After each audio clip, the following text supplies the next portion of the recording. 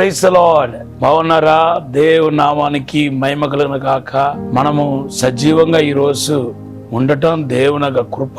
ఎంతో మంది మరొక దినాన్ని చూడకుండా నిద్ర నుండి ఈ లోక యాత్ర ముగించుకున్న వాళ్ళు చాలా మంది ఉన్నారు. కానీ దేవుడు మీకు నాకును ఎంతో కృప చూపించాడు. ఆయన కృపను బట్టి దేవుడికి నిండు హృదయముతో కృతజ్ఞతాస్తుతులు చెల్లిస్తున్నాను. ఈ రోజు మీ కొరకు నేను ప్రార్థన చేసినప్పుడు దేవుడిచ్చిన వాగ్దానం ఏంటంటే, మీ పిల్లలు నాకు కనపడుతున్నారు. అది చంటి బిడ్డలు కావచ్చు, పెద్దలు కావచ్చు, లేకపోతే మీ బిడ్డలకు వివాహం చేసి మనవడు మనవరాలు కన్న వాళ్ళు కూడా కావచ్చు. మీ పిల్లలకు దేవుడు, మీ ఇంట్లో ఉన్న బిడ్డలకు దేవుడు గొప్ప మేలు చేయబోతున్నాడు. ఒకవేళ వివాహ వయసుకు వచ్చిన బిడ్డల యొక్క వివాహాన్ని ఇంకా చూడకపోతే త్వరలో మీరు చూడబోతున్నారు. ఇది ప్రవచన వాక్కు. వారు ఒక మంచి ఉద్యోగం పొంది ఉన్నత స్థాయిలో చూడబోతున్నారు. నీ కొడుకు కూతురు వలన ఎంత నష్టపోయారో అవన్నీ దేవుడు మీకు తిరిగి ఇవ్వబోతున్నాడు. మీ జీవితంలో దేవునికి అసాధారణమైన అద్భుతమైన కార్యాన్ని చూడబోతున్నారు. ఈ సమయంలో మత్తయి సువార్త 2వ అధ్యాయం 16వ వచనంలో మనం ఒక శ్రేష్టమైన వాక్య భాగాన్ని ధ్యానించబోతున్నాం. ఈ దినాల్లో మీరు ఎంతో క్రిస్మస్ ని సెలబ్రేట్ చేసుకోవాలని కొంతమంది ఇప్పుడు కూడా ఈ దినాల్లో కూడా ఏం చేస్తారంటే, ఇంటికి సున్నం వేసి రంగేసి ఎంతో చక్కగా డెకరేట్ చేసుకుంటూ ఉంటారు. స్టార్లు కట్టాలని పిల్లలేమో పట్టుబడతారు. అవన్నీ తప్పట్లేదు. అవన్నీ ఒకవైపు ఉన్న దేవుని బిడ్డలారా, మీరు క్రిస్మస్ పండుగను గొప్పగా చేసుకోవాలనుకుంటే మొదటిగా ఆత్మలో ఒక శుద్ధీకరణ కావాలి.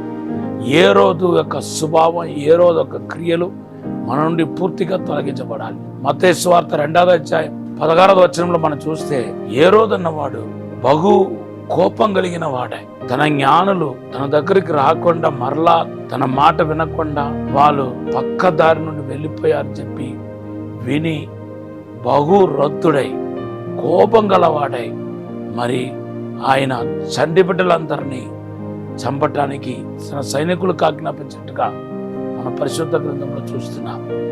ఈ కోపం అనేది మన జీవితంలో ఉండకూడని ఒక భయంకరమైన చెడు స్వభావం. అదొక దయ్యపు క్రియ అని మనం చెప్పవచ్చు.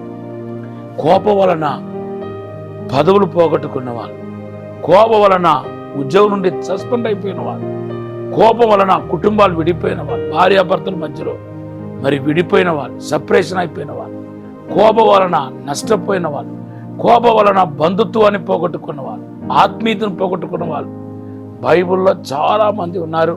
మనం కూడా చాలా కార్యాలు మనం చూస్తున్నాం. ఒకటి మీకు చెప్పాలని ఆశపడుతున్నాను. నిన్నేమో అసూయ ఉండకూడదన్నాను. ఈరోజు అంటున్నాను, మీ హృదయంలో యేసు జన్మించాలండి, మీ ఇళ్లలో యేసు జన్మించాలండి. కోపం అనేది మీ నుండి తొలగించబడాలి. ఎఫెసీ పత్రిక 4వ అధ్యాయం 31వ వచనంలో బైబిల్లో రాయబడింది, పరిశుద్ధాత్మను దుఃఖపెట్ట కార్యంలో కోపం ఒకటి అనే విషయాన్ని మీరు మర్చిపోకూడదు. కొలొస్సీ పత్రిక 3వ అధ్యాయం 8వ వచనంలో మనం తీసివేయటంలో ప్రధానమైనది ఏంటంటే కోపం అనే మాటను మనం చూస్తున్నాం. దేవుని బిడ్డలారా, కోపం మన శరీరానికి అల్సర్ను పుట్టిస్తాయి. కోపం మన హార్ట్ బీట్ను అధికం చేస్తాయి, బ్లడ్ ప్రెషర్ కారణం అవుతాయి. కోపం భయంకరమైన స్ట్రెస్కు గురి అవుతాయి. కోపం మనల్ని సంకుచితమైన మనసు గలవాడుగా చేస్తాయి. ఈ కోపం అనే ఈ నెగటివ్ ఫీలింగ్ మన నుండి ఖచ్చితంగా తొలగించబడాలి. నేను ఈ కోపం అనేది కొన్నిసార్లు జెనెటిక్ ద్వారా కూడా వస్తాయి. నా మట్టుకు నేను భయంకరమైన కోపిష్టిగా ఉండేవాడిని. ఎందుకంటే మా నాన్నగారికి కోపం ఉండేది, మా తాతల ముత్తాతలు అందరికి భయంకరమైన కోపం ఉండేది. ఆ కోపం వచ్చిందంటే ఎవరు ఏం చేస్తారో తెలిసేది కాదు. అదే స్వభావం నాలో కూడా వచ్చింది. కానీ పరిశుద్ధాత్మ దేవుడు ఎప్పుడైతే నాలో క్రియ చేయడానికి ప్రారంభించాడో ఆ కోపాన్ని దాన్ని దేవుడు తీసేశాడు. కోపం నీకే నష్టం. మా మినిస్టర్లో ఉన్న ఒక అబ్బాయి తన తోటి అబ్బాయి మీద కోపం వచ్చి తన చేతులతో గోడను గుద్దేసుకున్నాడు, చెయ్యి ఇరిగిపోయింది. సో చూసారా, నీకు నీవే హాని తలపెట్టగలుగుతావు ఈ కోపం. కాబట్టి నీకు నీవే హానికరమైన ఈ కోపం మీ నుండి తొలగిపోకుండా ఈ సమయంలో మీ కొరకు ప్రార్థన చేస్తాను. పరిశుద్ధము నమ్మకమైన పరలోక తండ్రి, నీకు వందనాలు, స్తోత్రాలు ప్రభువా.